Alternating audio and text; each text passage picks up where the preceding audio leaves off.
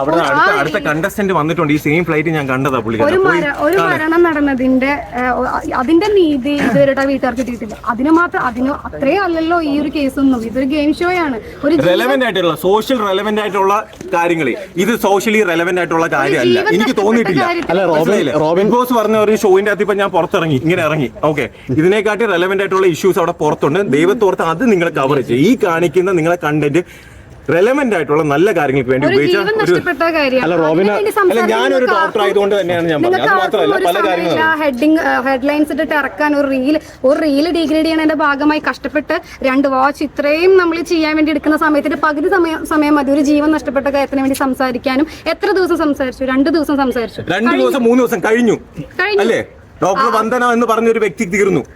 ആർക്ക് നഷ്ടം? അവരുടെ അച്ഛനും അമ്മയ്ക്കും അവരുടെ കൊളീഗ്സിനും അവരുടെ ഫ്രണ്ട്സിനും മാത്രം നഷ്ടപ്പെട്ടു. വേറെ ആർക്കും ഒന്നുമില്ല. അതിനെപ്പറ്റി ഇവിടെ ആർക്കും ചർച്ച ചെയ്യാനൊന്നുമില്ല. അതേപോലെയുള്ള റെലവെന്റ് ആയിട്ടുള്ള കാര്യങ്ങൾ ചർച്ച ചെയ്യൂ. അതിന് നീതി കിട്ടട്ടെ. മനസ്സിലായില്ലേ?